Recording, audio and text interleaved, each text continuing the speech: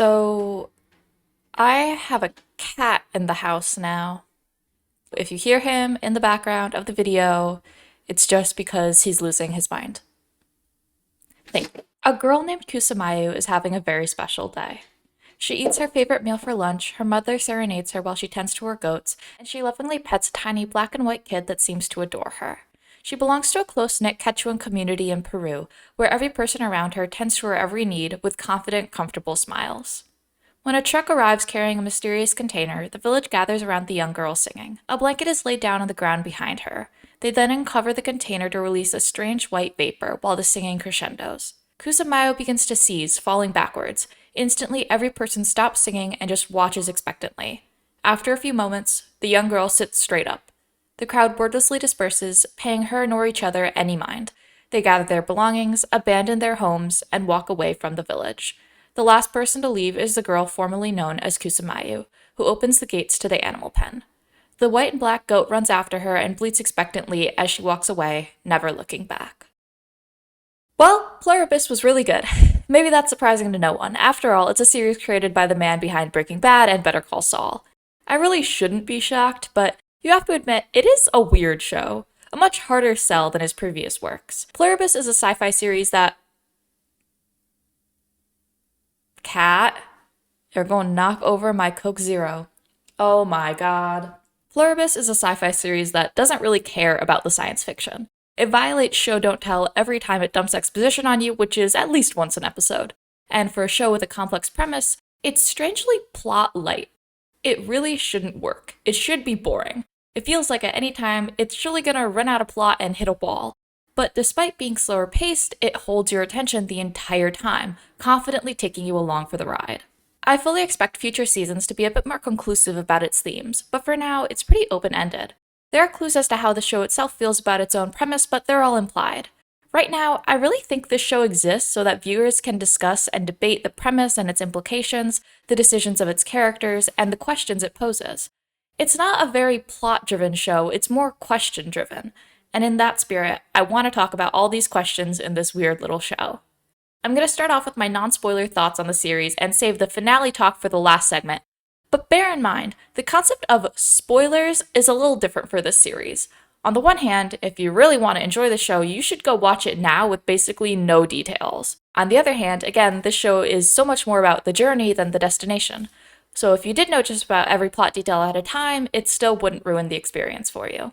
Alright, ready? It's Plurban time. What the fuck is happening? Well, basically... So in the pilot episode of Pluribus, scientists discover a signal from deep space which, when decoded, ends up being the RNA sequence for a mutation. After years of experimentation, the mutation breaks out of a lab and swiftly spreads around the entire world. This mutation in question, or virus as it's sometimes referred to, unites all of its hosts together in a singular hive mind, with a collective consciousness and shared knowledge. In practice, each infected individual is a representative of the whole. Any one of them can do what everyone else can do, and all are aware of everything everyone else is observing at all times. On a practical level, they function as one organism. That's why for the rest of this video, I'll be referring to them as the hive mind. But also introduced in this episode is Carol. Carol Sturka is a successful author of a romantasy series called Waikaro, one that scored her hosts of adoring fans and afforded her and her wife/manager a comfortable life, but that she finds creatively unfulfilling. While she and her wife Helen are out at a bar to commemorate another successful book tour, the hive mind is spreading the infectious mutation via airplane chemtrails. Eventually, everyone around Carol starts seizing, completely non-responsive to stimuli, including Helen. Eventually they wake up and begin to act as one collective organism, wordlessly and emotionally. Except for Helen, who, to Carol's horror, passes away. A terrified and confused Carol returns home where the hive mind communicates to her through her television, essentially dumping all the exposition behind how the hive mind works that I've mentioned so far. Basically, the entire world is now united in peace and cooperation, and everyone is overjoyed to be a part of it.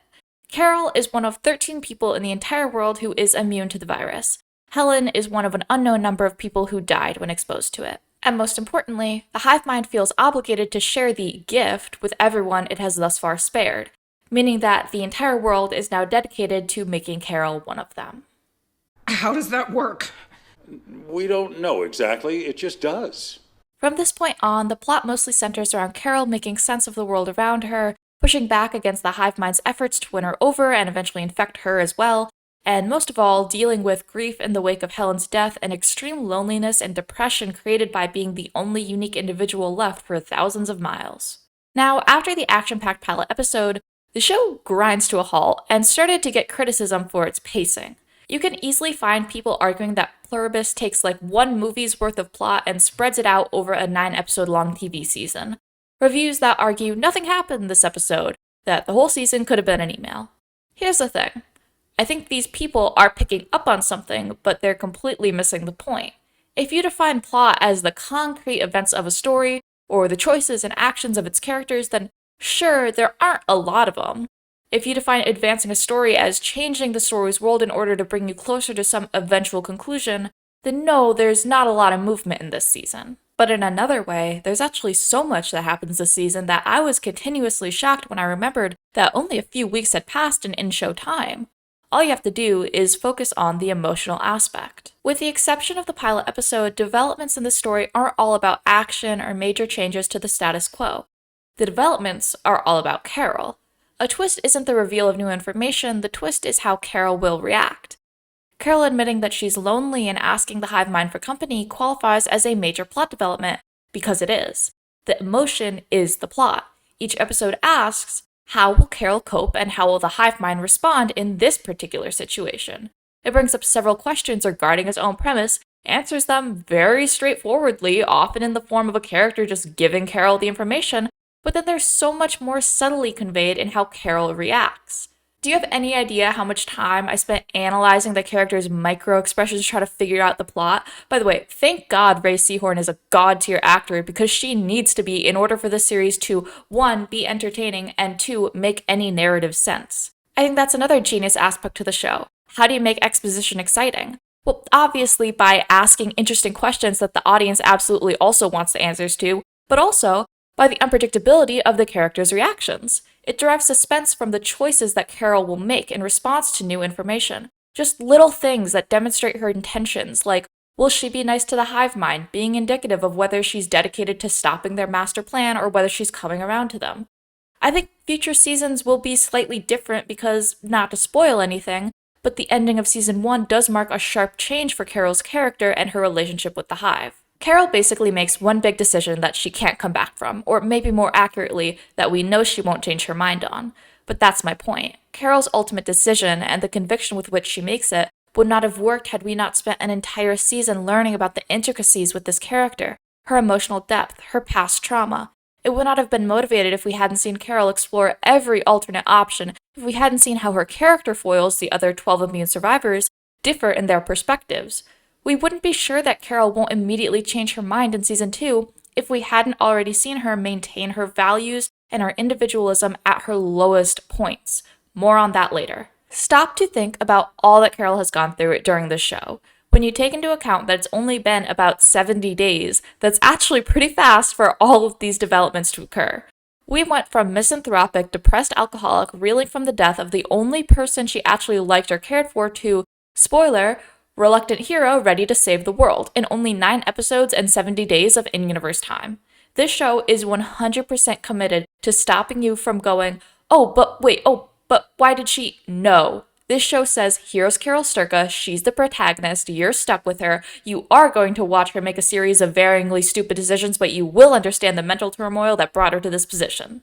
It's disappointing that so many people can't look past the unique nature of the show to appreciate what it's pulling off here. You could blame our TikTok poisoned attention spans or the streaming era second screen writing that we're used to, or maybe it's all just a matter of taste, but some viewers can't appreciate the kind of show that they're watching. In general, that's fine. Not everyone is into slower, cerebral, character-driven dramas that only tangentially touch on sci-fi elements. That kind of genre blending usually isn't my thing either. But that doesn't mean that it's a failure of a show. It's just a different kind of show than what you were expecting. Vince's other ventures may have primed people to expect a faster-paced, more broadly appealing kind of TV, and I love his previous shows. I like them better than Pluribus so far, but it's also fine if he wants to create something else for a change.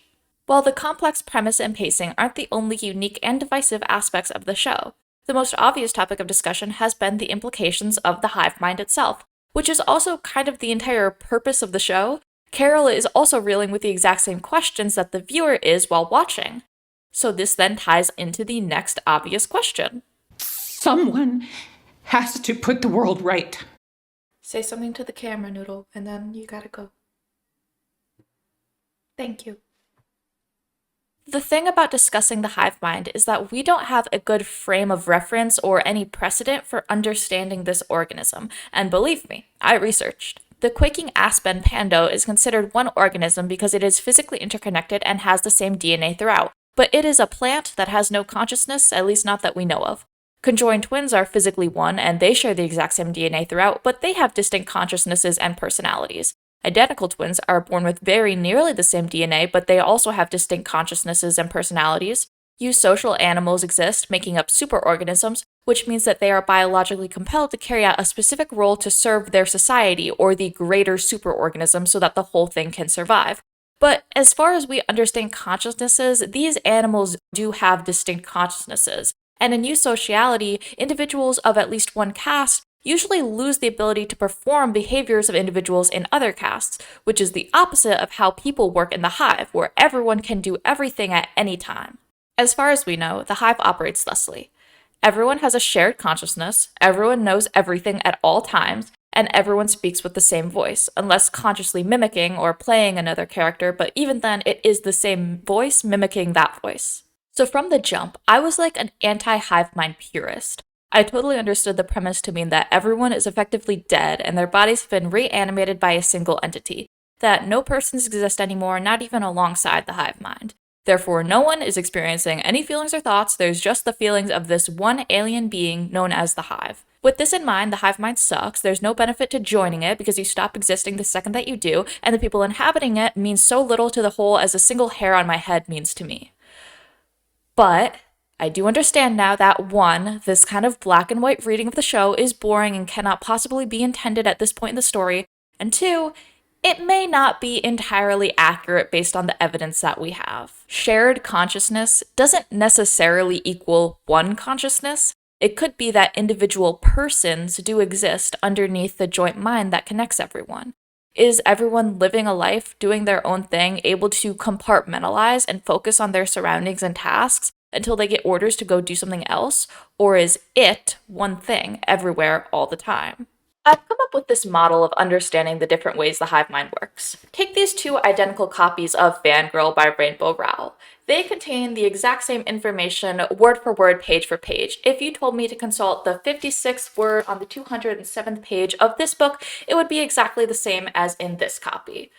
But they are not one. If I rip out a page of one of the books, the corresponding page in the other would remain intact. So, likewise, if you ask any person in the hive a question, you get the exact same answer. But if someone, blew up Zosha with a grenade, no other person would be hurt. They're like different copies of the same thing, with the exact same contents, but each is basically capable of leading their own independent lives. The problem with this model is that there's no feedback between copies. If I annotate page 67 of this book, the corresponding page in this book will remain exactly the same, unedited, which is clearly not how it works in the hive. But what if instead of working like different copies of the same book, the hive works like a Google Doc? Anyone, anywhere on Earth can add information to a single Google document, and that document will be edited in real time to show that same information to anyone, anywhere else interacting with the document. You can even remove the document from someone's drive by unsharing it, I guess, but the document itself will remain completely unaffected. It exists everywhere, but it's one thing. The hive mind exists everywhere. Even if you kill a person, the larger thing is basically unaffected. No persons can lead their own lives or even process subjective information individually. Now, I think most people lean towards the latter interpretation, and it does seem the more supported by the text. That the hive is not just a bunch of people who can communicate telepathically and share the same bank of information, but a single entity that doesn't need to communicate because it is continuously taking in information from all over the globe simultaneously. The thing is, sometimes it's hard to believe that 100%. Sometimes the show really leads you to believe that there are differences between the parts that make up the hive. That Zosha is unique in her fondness for Carol, that her habit of saying fun fact is a personality trait of hers, not an attribute of the hive.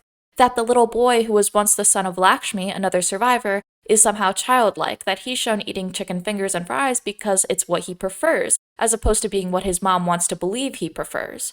If we say that everyone is truly one, then that must mean that there are no differences other than the purely physical, that there is no such thing as personality, no such thing as preferences, no such thing as voice. You could go even further. If shared consciousness equals one consciousness here, then everyone actually died the minute the joining occurred and was replaced by a kind of parasite that occupies their body and overrides their mind.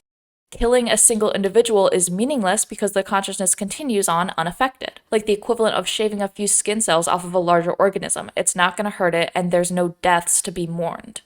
But if that is not the case, then each afflicted person is experiencing their own subjective version of life. They're just also experiencing the shared joy and peace that comes with being part of a larger hive. And the death of one person is a tragedy because they had continued to live up until that point, and now you are robbing that person of continuing to experience a good life. Obviously, actions taken against a hive have major ethical implications depending on your reading. And as for where on the spectrum I think the truth lies, I'll say this. The hive mind effectively works as one entity with no regard for the diversity in thought and practices amongst the people that make it up. There is no room for people to make their own choices if you even believe that those people still exist. The hive mind wants you to believe that the second the individuals join the hive, they love it so much that they would willingly abandon all of their normal lives anyways.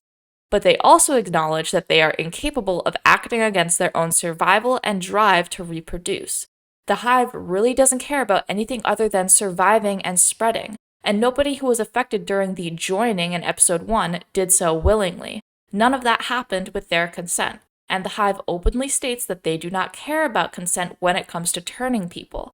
With that in mind, I just can't trust the benevolence of this entity. If the entire hive truly speaks with one voice, then it is impossible to hear if anyone who joined the hive is happy or not, or even if their true selves still exist. No, I don't know for sure. It is possible that everyone really does think that they're better off, but I do not think the ethical thing to do is to let the hive run rampant over the entire Earth, putting its biologically mandated master plan in place over everyone else's free will. Carol seems to come to the same conclusion, because, and the rest of the video will spoil the ending of season 1, she does decide that the hive mind needs to be defeated. Listen, I'm not that bad. Well, yes, but also no. Here's the thing. Carol is the hero of the show in the sense that she's our protagonist and she is fighting against this greater antagonistic force. Whether she is a heroic person is very different. She's certainly not a terrible person who exploits the people around her or deliberately hurts them or doesn't care about their well-being. Even after she learns how the hive mind works, she is extremely concerned whenever they're in danger and tries to rescue them. When she finds out that she inadvertently caused millions of deaths by triggering a planet-wide seizure episode, she is horrified and considers it to be murder. I think people misinterpret misanthropy or antisocial behaviors as being selfish, but just because you don't like being around people in general doesn't mean you don't care if they die. Additionally, it's hard to gauge Carol's true personality because we get very limited information on her prior to the joining and the death of her wife.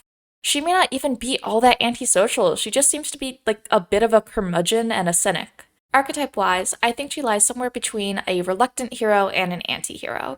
She does disagree with what the hive mind has done on an ethical level, which sets her up to become a true hero, but her motivations are a little mixed because she is partially doing this out of survival, fear that her own individualism will be stolen. This is taken a step further in the last few episodes of the season. After drugging Zosha and pressing her for information, the hive mind completely abandons her, and won't even communicate except for essential messages. The isolation causes Carol to suffer an extreme depressive episode that includes passive death wish and possible suicidal ideation and attempts. She eventually breaks down and begs for the hive mind to return. Now at first, Carol tries to maintain her conviction. She tells Zosha, through tears, that she has no choice but to try and fix the world, even if it means that they will all leave her again.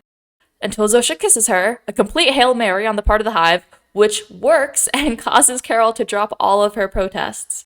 By giving in to Zosha's advancement, Carol is passively admitting defeat in her quest to take down the hive. That is Carol at her lowest moment. She asserts her values, but due to her own weaknesses and the hive's manipulation, she surrenders. It's her being flawed and human, and it's informed by everything we've seen her go through. It's hard to argue that you would do differently in the exact situation. If this were the end of her journey, I could totally understand arguments that Carol is no hero, although I would still maintain that she made a bad decision in impossible circumstances. Instead, though, Carol goes on to be confronted with the reality of her situation. While living with her new girlfriend in apparent domestic bliss, Zosha accidentally lets slip that they're a few months away from developing a way to forcibly turn Carol. Ooh. With this knowledge, Carol leaves Zosha and resolves to fix the world alongside the only other survivor who shares her thinking, Manusos Oviedo. Despite the fact that Carol has changed her mind in the past, this final decision is made with real conviction. We know this because 1, that's how Ray performs it, and 2, we know the one thing that Carol will never relinquish is her individuality. She has made it clear that she does not and never will want to be part of the hive. Carol is distrustful of any person or group seeking to change her, which ties into her past trauma with homophobia and being sent to conversion therapy camp by her own mother. We know that she never forgave her mother for this mistreatment, so finding out that the hive mind, including her supposed girlfriend, also rejects her and wants to forcibly change her is a transgression she can't overlook. Lastly, we saw how miserable Carol was trapped with nothing but her own company to the point of depression and suicidality. But knowing this, she still chose to walk away. Because if the choice is being quote-unquote happy as an indistinguishable part of a collective and being a miserable, lonely individual, she would always choose the latter. So, if that choice is unavoidable, then she will do whatever is necessary to stop them. That is where the question of motives comes up, because while Manusos is clearly motivated by deep moral and ethical beliefs alone, even willing to risk or sacrifice his own life to defeat the hive mind, Carol is motivated by her survival. Is she also ethically against the hive mind? Yes, but that didn't stop her from living happily with Zosha until it threatened her personally. So to me, that's why she's arguably a reluctant hero. She is quite literally forced into this position in the name of her own survival, but she's still going to try to fight the hive. She could have hid out on a mountain somewhere where the hive can't reach her, but instead returns to Manusos and says, "We saved the world." And I think that's fair. Plenty of great characters in media have started out with selfish motivations but gone on to do great things and even make major sacrifices for the greater good. And additionally, who doesn't like a survival story? It's a great motivator for characters who are otherwise apathetic, and we have the added twist of it being not just literal survival, but the preservation of her individuality. This, after all, isn't a complete character arc, it's the first chapter of it, and I can't wait to see which direction Carol goes in. Also, she has an atom bomb now, so I think it's pretty clear that when Carol walked away from the hive this time, she meant it. Enjoy that opinion. Relish it. Because it may be the last one you ever possess. Not a toy. Cat hair on the mic. I haven't talked a lot about what is arguably the most obvious problem with the hive mind. To me, the easiest issue to discuss is the ethical aspect, the lack of consent. But the most interesting one is the very issue of individuality. There's actually something very interesting in how the show characterizes the hive. You'd think this entirely pragmatic, biologically motivated organism would have no appreciation for the arts or for the more human elements of humans in general. But instead, they are filled with agape and appreciate the arts. As one hive mind character tells Carol, they love her books, as well as every other book ever written, equally. Zosha even mentions that the whole hive is excited to read the next thing Carol writes, given that they have already read everything ever written. But here's the thing about that. Even though they have all the combined knowledge and expertise of every living writer on the planet, they themselves will never write a book. They biologically cannot make themselves. On top of that, they don't ever engage in leisure time. They wouldn't reread their favorite books if they had any. They don't watch movies, they don't stage plays, they don't listen to music, they don't recite poems. Not only can they not make any more art, but they can only enjoy the art that they know of via memory. They can't come up with new observations or interpretations. Like, you ever look on Twitter and see an opinion and think, well, no one in the entire universe has ever had that take before. That can never happen again. Obviously, given that the people who wrote this show write TV shows for a living, and it's being watched by people who choose to watch TV in their spare time, we're going to be biased in favor of making and enjoying art. Maybe it's weird to harp on this one aspect, but to me, the ability to create art, even if it's terrible, is a great litmus test for individuality and even humanity itself. Can you express something that you're feeling or thinking about the world, or just make something that you like because you want to? They can't because they don't have any individual feelings. They can only wish and wait for someone else to do it for them. So are they actually happy, or are they just genetically programmed to think that they're happy? And if it's the latter, is that a problem? The fact that they're so eager to read Carol's next book tells me that they are hungry for more information to absorb.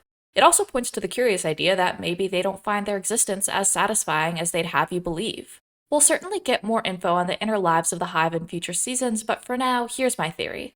I think that the happiness the Hive is feeling is the absence of suffering. They are free of the burden of self-awareness, existential dread, or fear for their futures. But it's only because they don't care about any of that anymore.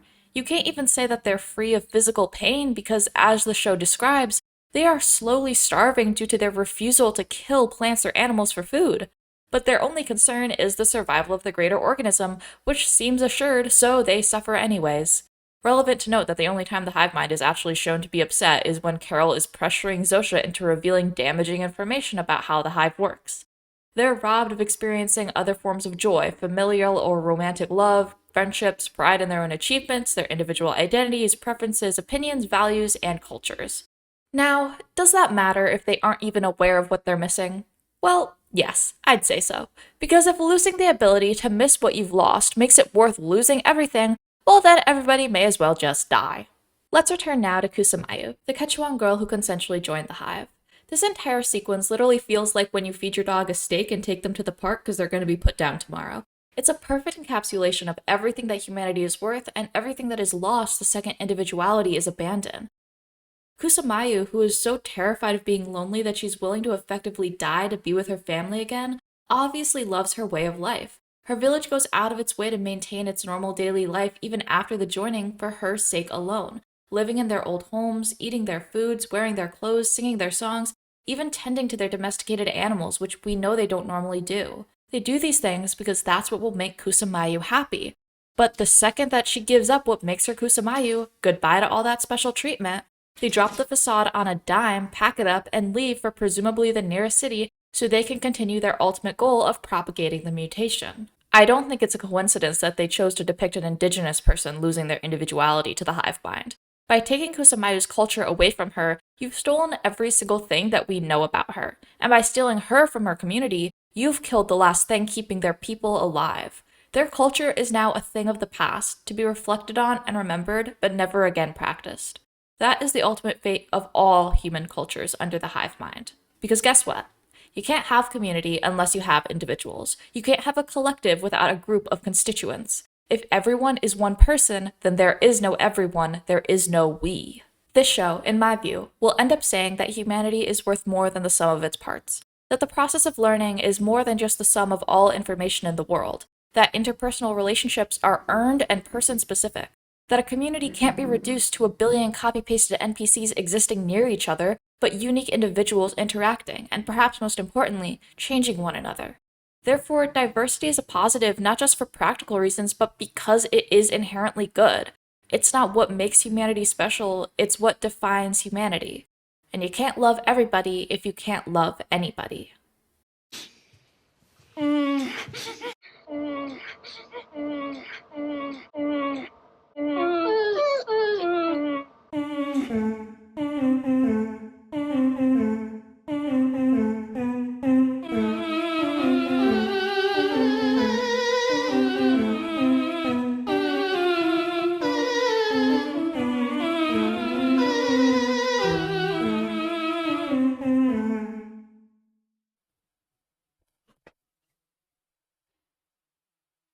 Maybe I just have to hold him.